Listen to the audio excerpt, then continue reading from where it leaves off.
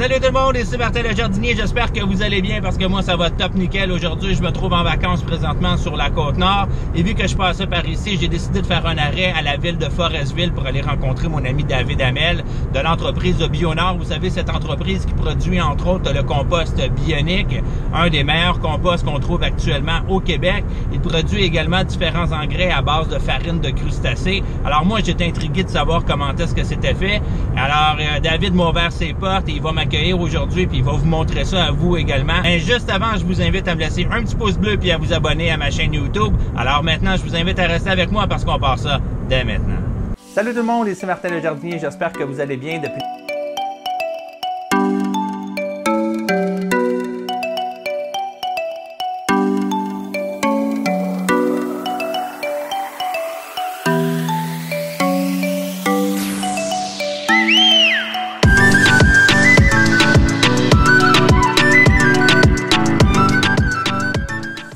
Alors voilà tout le monde, je suis présentement rendu à Forestville. Je suis accompagné de mon ami David qui est juste à côté de moi. Allô? David, j'aimerais ça que tu m'expliques un petit peu d'où proviennent les produits, qu'est-ce que vous produisez ici et tout ça, comment est-ce que ça fonctionne. C'est quelque chose qui m'intrigue, puis c'est quand même quelque chose qui intéresse beaucoup mes abonnés également. Alors, dis-moi, d'où proviennent les produits que tu utilises pour le compost, par exemple? Ben nous, on recycle tous les résidus marins de la Côte-Nord, ou presque tous les résidus marins de la Côte-Nord. On en regarde pour les dernières usines bientôt. Donc, dans le fond, ce qu'on fait, c'est qu'on récupère les résidus marins qu'on transforme dans notre usine ici pour fabriquer des engrais. Puis, il y a une partie qui est acheminée à notre site de compostage. Puis là-bas, on va mélanger ça avec des résidus qui sont forestiers, des écorces en grande partie. Le reste des résidus marins des usines, du poisson, du bourgeot. Puis ensuite, ben, on va faire du compost ou des engrais, tout dépendant des produits qu'on reçoit. OK. Puis veux-tu me montrer un petit peu comment est-ce que vous procédez ici, quand vient le temps de faire votre compost, comment est-ce que vous faites ça? Oui. Pour l'instant, on ensâche le compost ici à l'usine, la même usine où on fabrique l'engrais. La saison de crabe étant terminée, ben là, simplement, on utilise les mêmes vis, les mêmes matériels que pour faire rentrer le crabe, mais on va ensacher le compost. Fait que le compost, il descend dans une descente ici. Il va tout simplement être rentré dans un sac, comme ça. Et ensuite, on va remplir le sac on va rentrer le sac dans la selleuse. Dans le fond, tout simplement pour sceller le sac. Pour sceller le sac. Après ça, il va être pilé sur les palettes puis il va être envoyé. Vous allez voir, tantôt, on va aller au site de compost. Vous allez voir plus comment le compost est fabriqué. Parce que pour ce qui est de la fabrication du compost, c'est pas ici que ça se fait, c'est vraiment l'ensachage. Ah, OK. Éventuellement, on regarde là, pour le faire, l'ensachage directement au site de compost pour pas avoir de transport à faire entre les deux. Ben parce oui. que le volume commence à être de plus en plus élevé de ce qu'on ensache. Fait qu'on... Pour ce qui est des gros sacs, il y a beaucoup de fermes, des petites fermes là, maraîchères qui connaissent nos produits, mais pas en sac comme ça, en gros sac blanc. Ces sacs-là sont faits directement au site de compostage. OK. Le compost n'est pas acheminé ici. OK. Puis peux-tu m'expliquer un petit peu, David, moi je sais, je l'utilise quand même depuis un petit bout de temps, le compost bionique, je sais que c'est probablement le meilleur au Québec qu'on peut utiliser. Ben non, je te le dis parce que c'est vrai. Peux-tu me dire en quoi est-ce que ton compost se distingue de ce que je peux retrouver dans un autre centre jardin ou en quincaillerie et tout ça? Dans le fond, nous, on a décidé de faire du vrai compost. Dans le fond, c'est qu'on on n'utilise pas de tourbe, pas de fumier, pas de terre noire.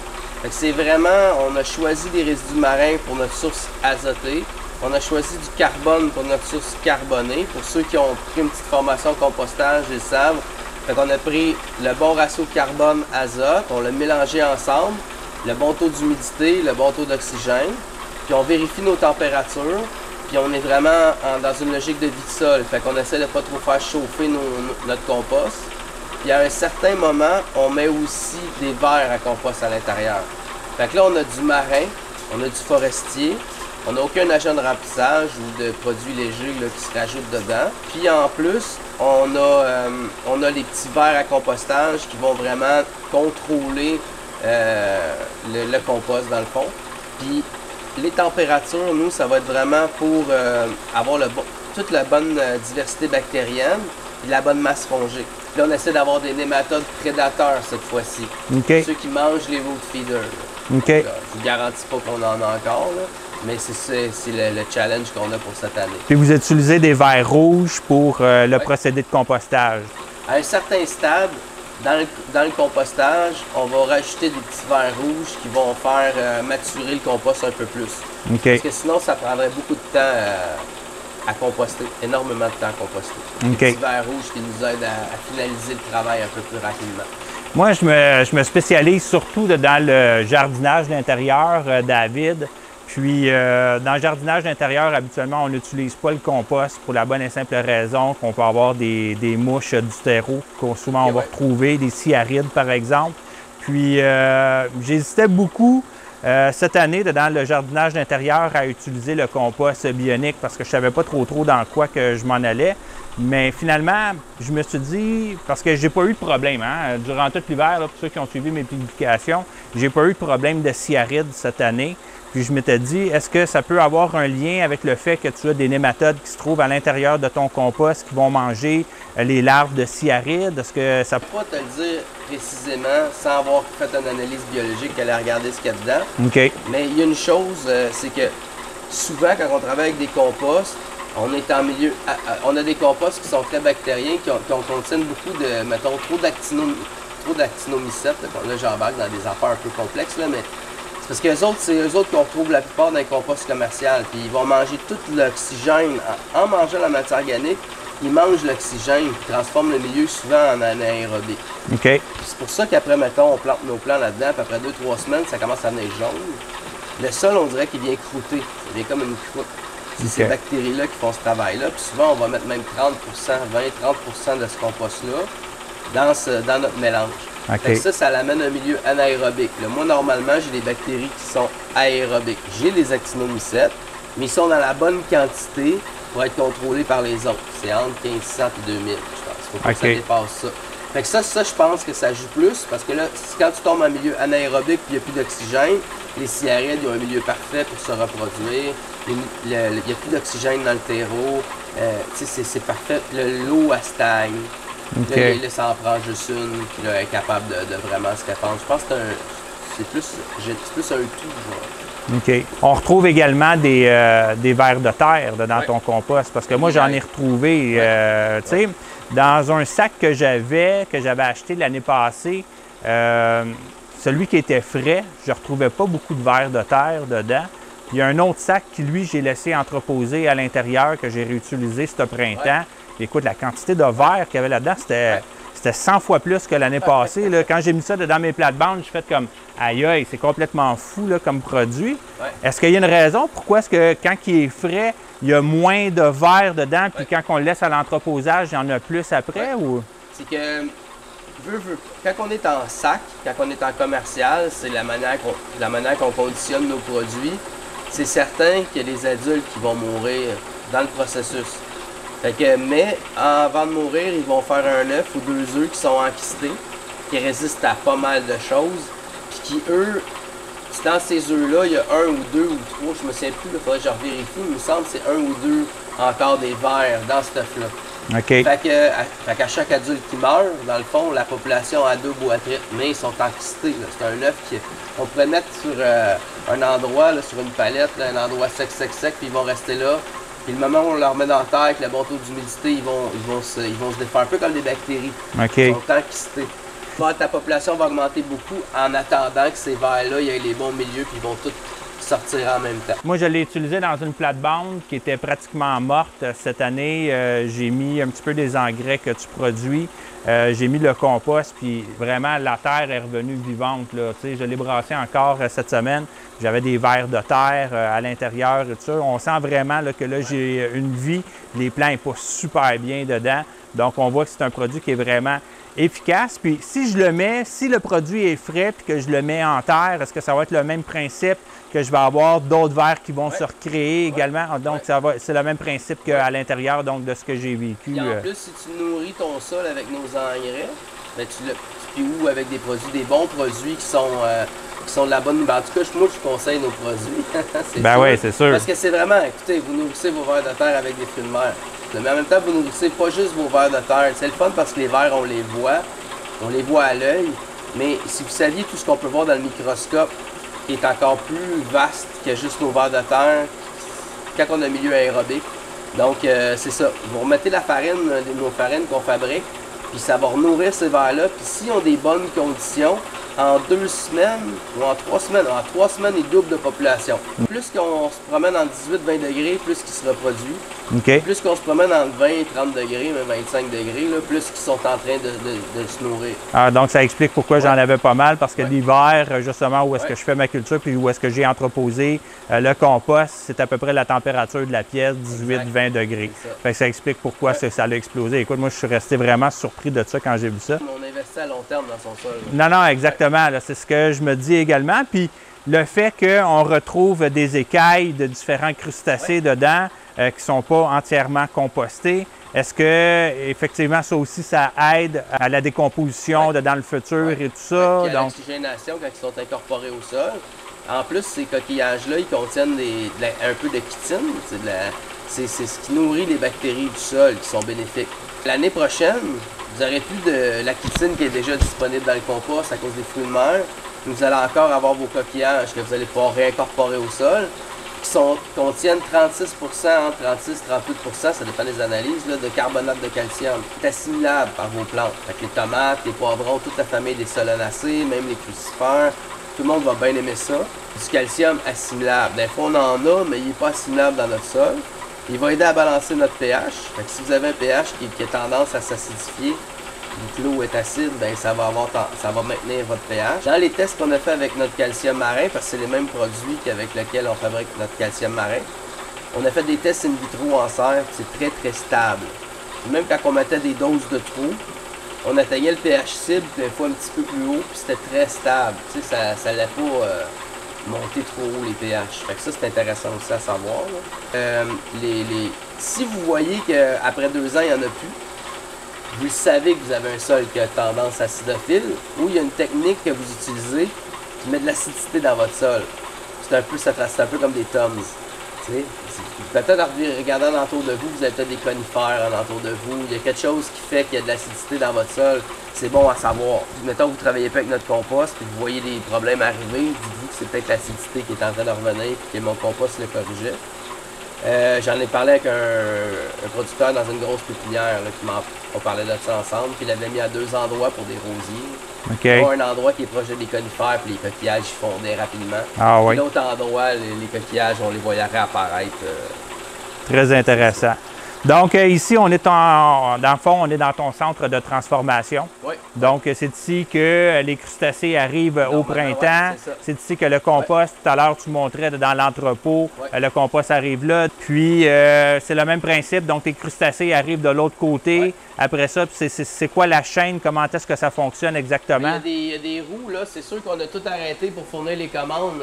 Ces roues-là, on va travailler dessus pour les remettre en condition pour l'hiver. Il y a quelques ajustements aussi qu'on veut faire. Mais ça, c'est une grosse roue, dans le fond, parce que les coquilles de crabe, ils rentrent.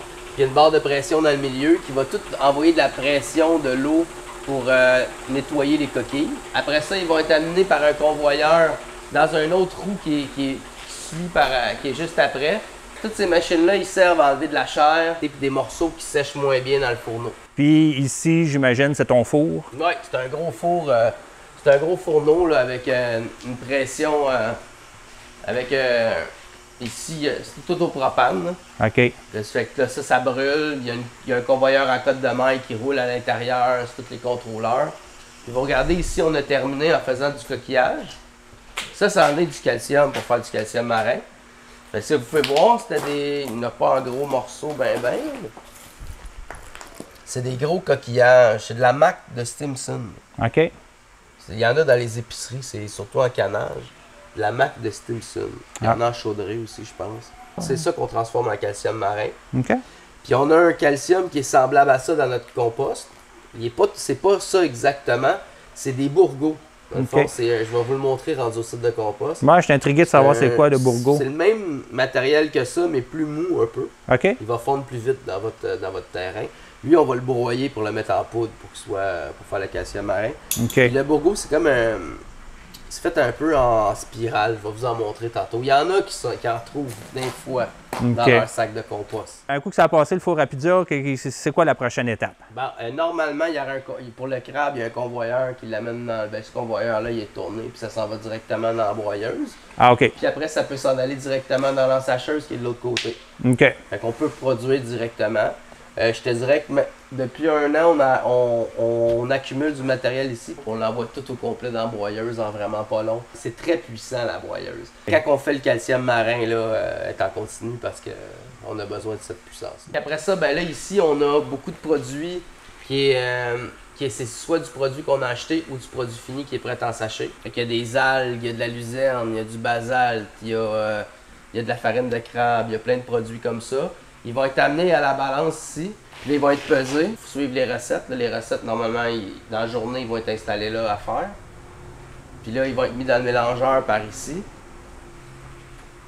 On fait des mélanges de 450 grammes de la shot. Puis après ça, ben, quand on a fini de faire notre recette, ça tourne à l'horizontale. C'est la meilleure façon de mélanger, c'est à l'horizontale. Puis après ça, ben, quand le mélange est fini, on le met comme ça, puis ça s'en va par la vis dans l'ensachage. Ici, comment ça fonctionne, c'est qu'on installe notre... on a une machine qui calcule, c'est des vibrations, fait qu'on a une machine qui calcule, on met le poids, le produit, puis ça fait la bonne quantité. On met tout simplement notre sac avec le bon entonnoir en dessous, puis on met notre petite coupe à l'intérieur, puis même chose qu'avec les sacs à compost, on le rentre dans notre selleuse. Puis, oui. Donc, tout le compost, il n'est pas fait ici directement. Non. Il est fait ailleurs. Oui. Est-ce que tu as le goût d'aller me montrer où est-ce que c'est fait? Ben oui. Fait que suivez-nous parce qu'on s'en va voir ça.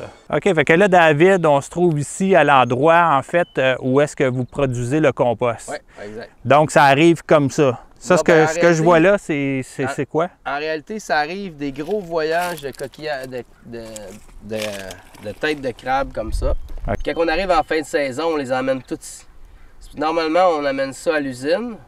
C'est tout frais là, au printemps, avril, mai, même des fois début juin. Puis là, on les traite en dedans de 12 heures, on les nettoie, puis on fait la farine avec. Quand on arrive en fin de saison, ben là, ils arrivent d'un camion, puis c'est déjà... on peut pas les traiter en engrais, c'est déjà noirci un peu. Fait que c'est tout acheminé ici au site de compost, mélangé avec des écorces. Plus tout ce quand on transforme à l'usine, mais toute la chair, les gras qu'on récupère, les jus, tout ça, ben on vient les porter ici aussi pour faire le compost. L'azoté qu'on est capable de ramener de l'usine, on le ramène ici. Ah ben les bourgots, justement. Tantôt on parlait de bourgots, là. Ça aussi on en reçoit comme ça. Puis là c'était des camions pleins, là. On parle quand même des roll-off, ou c'est la grosseur d'un 10 roues à peu près. Fait que là on va mélanger ça avec des écorces. Des fois, c'est pas juste des écorces, il y a un peu de rip, mais la plupart du temps, c'est de l'écorce qu'on va mélanger avec. On va faire le bon mélange. On va mettre un bon taux d'humidité. Ça a été arrosé il n'y a pas longtemps, juste à voir les petits lacs qu'il y a un peu partout. C'est que là, on prend la pompe, on a un gros bassin, puis là, on va tout arroser ça. Il faut que ça chauffe constamment. Là. Fait que, pour que le compost, fait que même s'il y a des mauvaises herbes, whatever, ils vont dans les brassages, ils vont tout composter parce que c'est tout le temps en train de chauffer. Jusqu'à la fin au tamisage. Une fois que le produit fini est tamisé, il est amené dans notre gros entrepôt là, à l'usine pour être en sachet. On est sur 2 mètres épais d'argile, on ne tombe pas ça à terre. Là. Et on avait l'option de mettre une grosse plateforme de béton. Puis nous autres, on a fait venir des dizaines et des dizaines de camions d'argile qu'on a fait, puis on a fait tout compacter l'argile. Il y a 2 mètres d'épais d'argile compacté pour que ça soit autorisé comme une plateforme industrielle de compostage. OK, ça, c'est pourquoi, en fait, c'est pour éviter que les résidus liquides se retrouvent dans la nappe phréatique? Exactement, pour éviter qu'il y ait du lessivage. Parce que si mon compost serait anaérobique, ce qui n'est pas le cas, il pourrait, l'eau, au lieu de retourner dans le tas comme là, va faire, là, on va rebrasser, puis bientôt, il va falloir réarroser parce qu'on va manquer d'eau. Parce que ça pompe beaucoup d'eau. Mais en milieu, dans un compost anaérobique, ce que la plupart des tas de compost sont là, dans le Québec, mais il y a tout le temps du liquide bien azoté là, qui sent là, les œufs pourris qui sortent des tas, puis qui peuvent couler dans la nappe phréatique, puis là, aller contaminer la nappe phréatique. Donc, pour éviter tout ça, vous autres, vous n'avez pas mis de béton, mais vous avez mis en dessous de l'argile, donc qui est imperméable, puis qui empêche que le liquide se retrouve dans la nappe phréatique. Plus, là, on le voit pas, là, mais ça, c'est aussi un bassin en argile. Il pourrait se remplir d'eau. Il y a un petit tuyau qui enlèverait le surplus de liquide, puis qui l'enverrait dans un bassin qui est plus loin.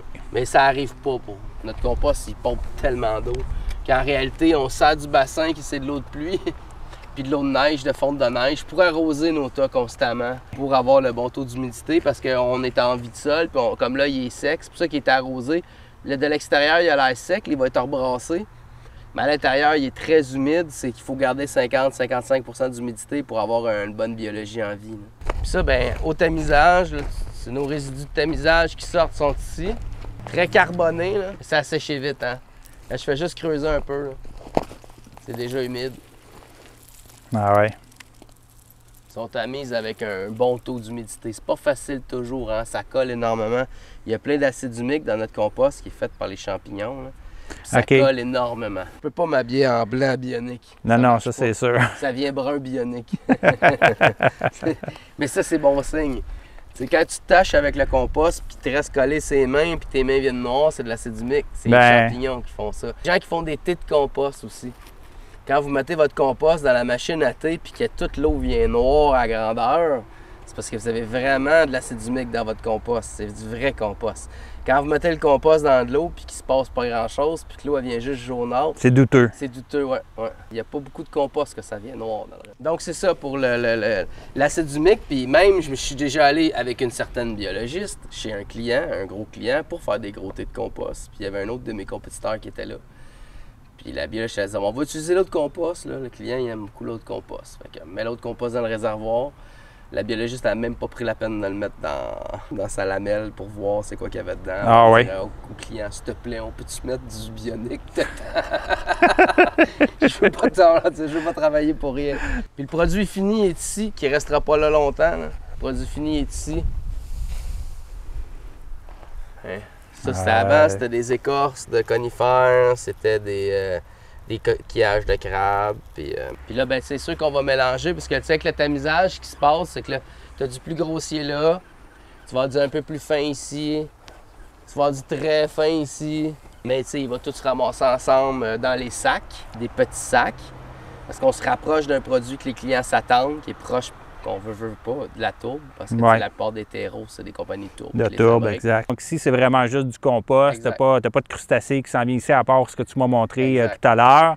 Ça s'en va au centre de transformation là-bas, avant l'ensassage. Oui, puis c'est ici qu'on voudrait mettre un dôme pour éventuellement ensacher ici, pour plus acheminer. C'est beaucoup de frais, l'électricité est là. C'est d'amener une coupe de poteaux, puis de réussir à amener l'électricité. C'est un dôme, une plateforme de béton, là, on n'aura pas même le choix. C'est toutes ces choses-là qu'on regarde. Une belle entreprise québécoise en pleine expansion. Oui, une entreprise québécoise. Même tout l'actionnariat, c'est québécois. Puis on vend presque 98 % de notre production est vendue au Québec. Tu as une ferme également qui n'est pas trop loin d'ici. Oui. Je suis en production maraîchère. Dans le fond, on fournit une cinquantaine de familles en panier. C'est plus ma conjointe qui est là-dessus. OK, Karine. Oui. Qui gère aussi le magasin, un petit marché où avant ses légumes, puis avant les produits des artisans. Bien, au printemps, c'est un petit centre jardin à vendre des plants de légumes aux gens qu'on produit pour nous. Les mêmes variétés, on les vend aux gens pour qu'ils fassent le potager. Avec de la terre, tout ce qu'ils ont besoin, du bionique, bien sûr, de la semence herbionique, bien sûr. Puis après ça, quand la saison du centre jardin est finie, bien là, c'est nos légumes qui est vendu là, puis les produits des gens du coin qui sont vendus là pour tout le reste de la saison. Puis les fins de semaine, les soirs et les fins de semaine, on fait de la pizza au four à bois là, avec nos légumes. Puis avec... Ah, c'est hot, ça. Ouais. C'est vraiment hot. Ouais. Mais là, toi puis Karine, vous venez de Montréal. Oui. Puis vous êtes venu vous installer ici. Quand tu es venu t'installer ici sur la Côte-Nord, est-ce que tu avais déjà ce plan-là en tête de te lancer là-dedans, ou tu t'es dit, moi, je pars de Montréal, je m'en vais sur la Côte-Nord? Est-ce que c'est parce qu'à la base, tu venais d'ici ou... Moi, la première fois que je suis venu ici, c'était pour planter des arbres. J'avais fait 2 ans à Bay James. Je payais mes études comme ça au lieu d'être ses pré-bourses. J'ai fait 2 ans à Bay James. Puis j'ai fait 1 an que je suis venu ici, puis j'ai adoré la région. Là. À Bay James, j'avais aimé ça, mais je trouvais qu'il y avait trop de mouches. Puis quand je suis arrivé sur la Côte-Nord, il y en a beaucoup, là, mais à côté de la Bay James. C'est de la petite bière. Puis c'est plus sec. Puis là, il y a le fleuve. J'ai vraiment aimé ça, puis je me suis dit, il faut que je réussisse à revenir ici. C'est comme semer une graine. Là. Faut que je réussisse à revenir ici, c'est parfait pour relever une famille, puis, mais faut que je crée ma job. Parce que dans ce temps-là, il n'y avait pas tant d'emplois que ça. Puis il fallait que ça me ressemble un peu. Là. Je me voyais mal, tu peux pas planter des arbres, selon moi, en tout cas, jusqu'à 60 ans. Là, fait que là, j'ai décidé d'aller... Je suis revenu en ville, j'ai changé de domaine, j'étais allé étudier en agriculture. j'étais en administration en commerce international. Puis j'ai changé, j'ai fait un certificat en sociaux. Puis après ça, j'ai décidé d'aller faire un cours en agriculture. Puis là, il y a Danny qui vient de Port-Cartier. C'est de lui que ça vient, toute cette idée-là. Là. Danny Sénéchal, qui vient de Port-Cartier. Là, on s'est connus là. Puis là, moi, on faisait des légumes. On s'en allait à Melbourne, dans une place, je ne me souviens plus du nom de l'endroit, là, où ils nous prêtaient des terrains pour faire pousser des légumes.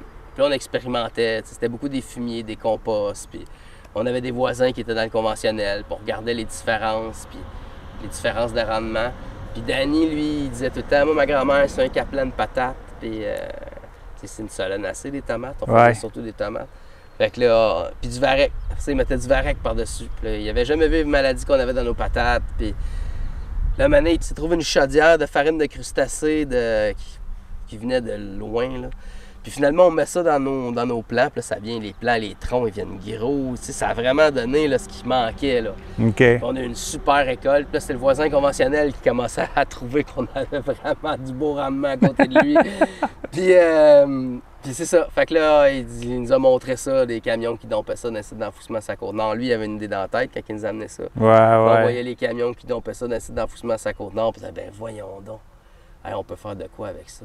Puis là, on en a ramené, on en a redéshydraté, on a trouvé des façons de le transformer, puis on essayait ça dans nos mélanges de terreau. Puis là, c'est à partir de là qu'est né Bionic. Ouais. Là, j'étais allé étudier à l'école d'agriculture, puis là, tout le monde travaillait, puis là, tout le monde faisait son petit bout pour que la coop, on a créé une coopérative de travailleurs. Puis là, la coopérative a démarré, puis là, on a commencé à en fabriquer, puis on a eu des petits du financement, puis... Wow! Là, maintenant, ça s'est essoufflé, c'est une coopérative, puis il aurait fallu qu'on expande, mais... T'es bloqué en coop pour que ça essouffle les membres. Puis là, on se faisait barouetter d'un bord avec faites une coop de solidarité, puis de l'autre bord, fait qu'on s'appartenait plus, puis de l'autre bord, faites une compagnie en action, on s'appartenait plus non plus. Fait que c'était un modèle qui est très difficile. C'est un modèle qui est très populaire en ce moment en agriculture, puis je dis faites attention, parce que dans le fond, moi, c'est là que je suis tombé de ma chaise, c'est quand j'ai appelé, parce qu'il y a un membre qui est parti, on n'était plus 3 membres. On était donc tombé illégal. C'est 2 membres, c'est plus une coop. Puis là, j'ai appelé au ministère, puis l'adjointe au ministre qui me dit « Faut que tu liquides, tous les actifs appartiennent au gouvernement. » Aïe, aïe, aïe. Si t'es pas affilié à une coop, moi je m'étais désaffilié des coops, sinon tu appartiens à la coop à qui t'es affilié. Fait que là, oui, mais on a travaillé 10 ans là-dedans. 10 ans. Puis oui, mais tous les actifs, parce que veux pas, tu accumules l'actif.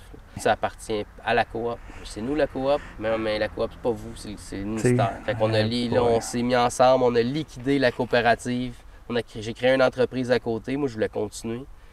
Puis finalement, j'ai trouvé des partenaires financiers qui me laissaient être majoritaire. J'avais pas beaucoup d'argent. Mais non. Puis on a tout racheté les actifs de la coop, avec l'accord unanime des membres qui voulaient que ça continue, sachant très bien là, que c'était un coup rough, là, mais que c'était soit on perdait tout, ou bien ça continuait au moins.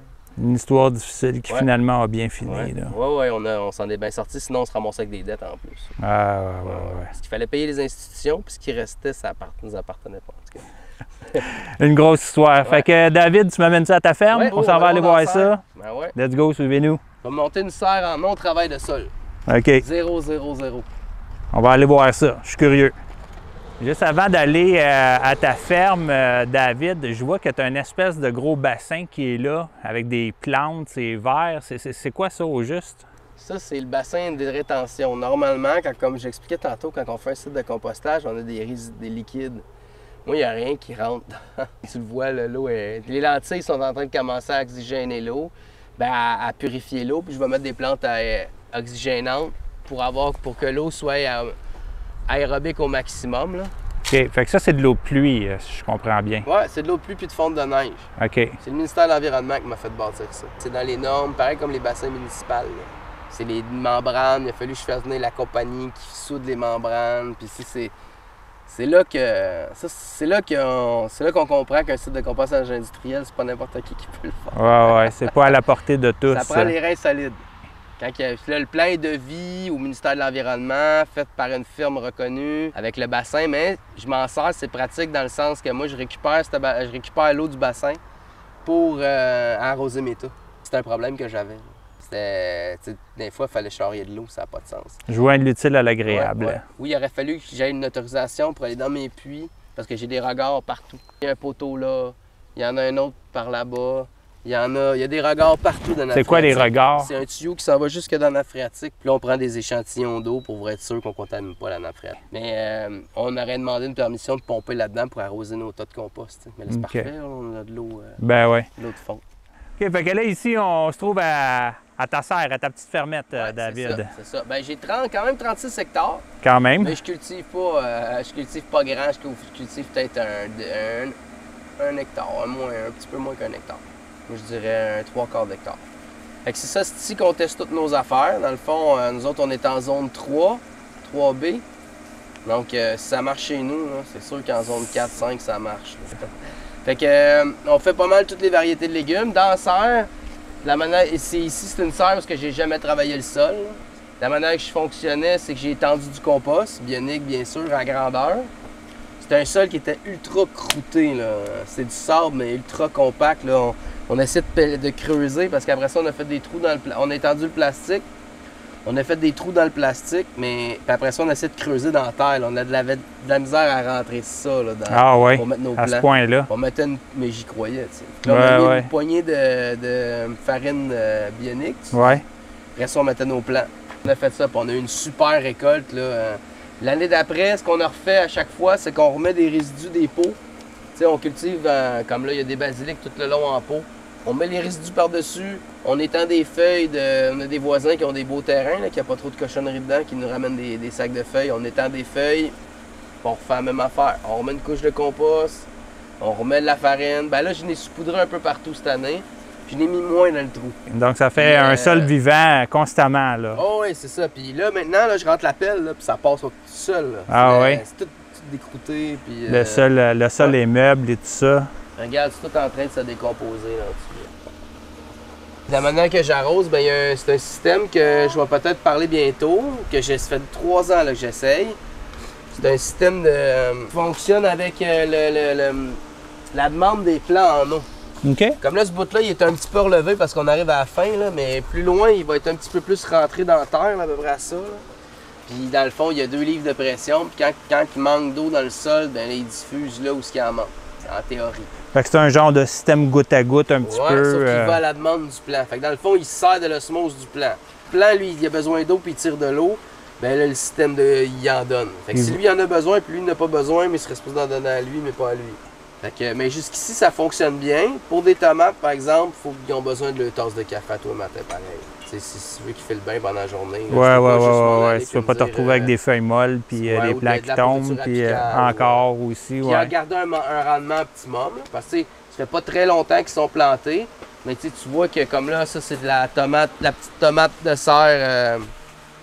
Le rendement il est là. Là, j'ai mes tomates par grappe, ils sont en train de devenir la bonne grosseur.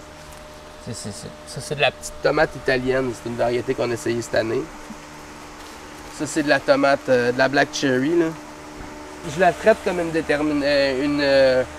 indéterminée, pas comme une semi-déterminée. Si tu commences avec 3-4 têtes, tu sais plus quoi faire avec. Ouais. Moi, j'en fais un rang en serre de black cherry parce que mes clients ils adorent ça.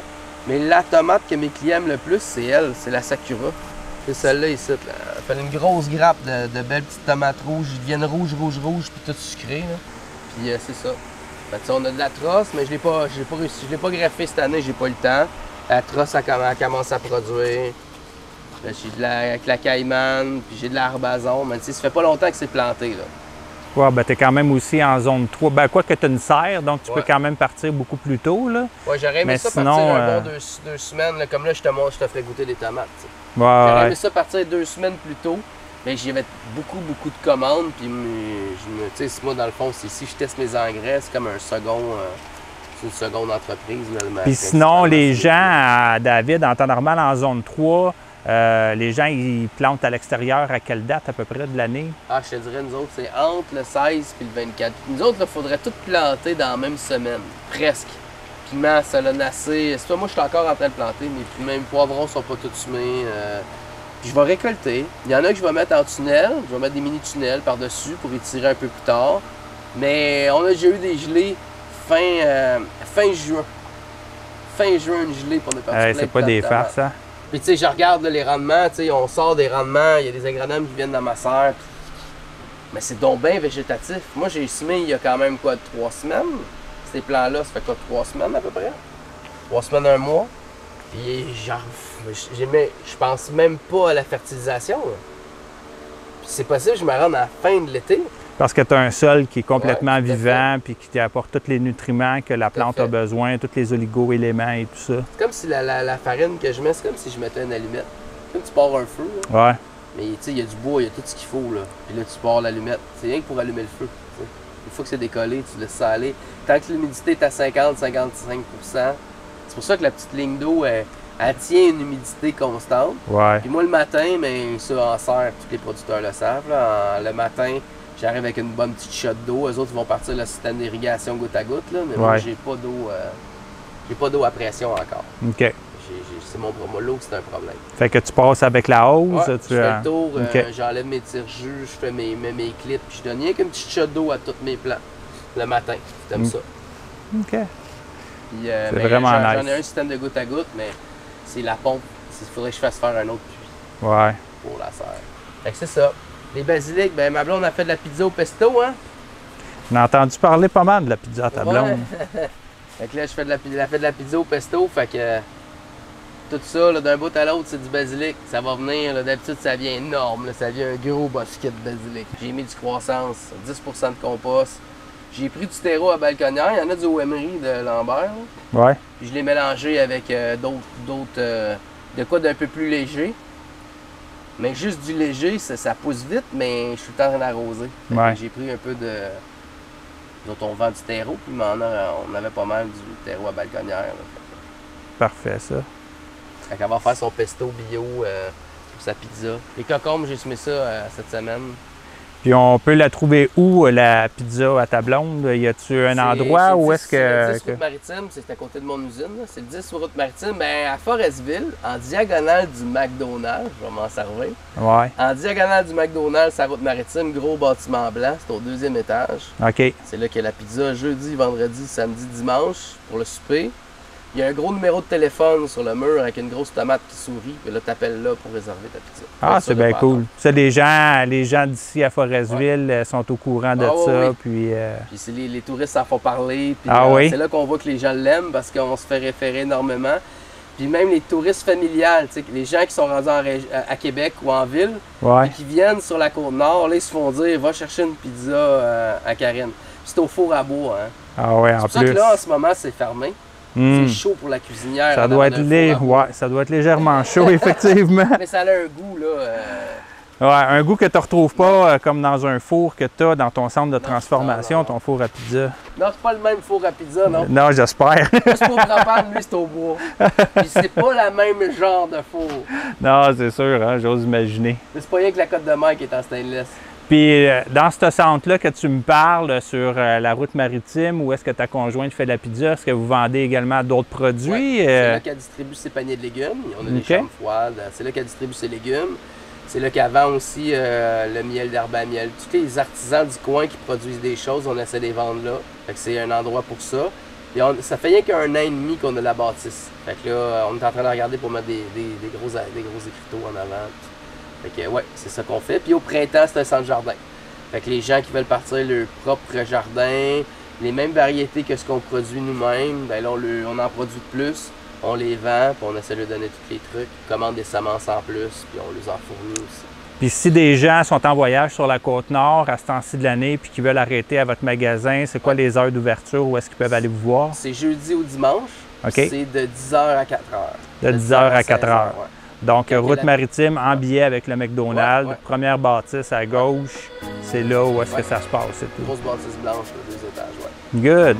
Ben écoute, super intéressant. J'espère que vous autres à la maison, vous avez aimé ça, faire la petite tournée, parce que moi, j'ai vraiment trippé. David, c'est un gars vraiment passionné, passionnant en même temps. Ça a été vraiment une belle tournée, c'est vraiment cool. David, je te dis un immense merci. Sérieusement. J'espère qu'on aura la chance de se revoir et tout ça. Ah ouais, tu passes quand tu veux. Certainement. Puis écoute, je te souhaite un bon succès. Alors, pour vous à la maison, j'espère que vous avez apprécié. Comme d'habitude, vous me laissez un petit pouce vers le haut. Abonnez-vous évidemment à ma chaîne YouTube. Partagez avec les autres. Alors, sur ce, je vous dis ciao!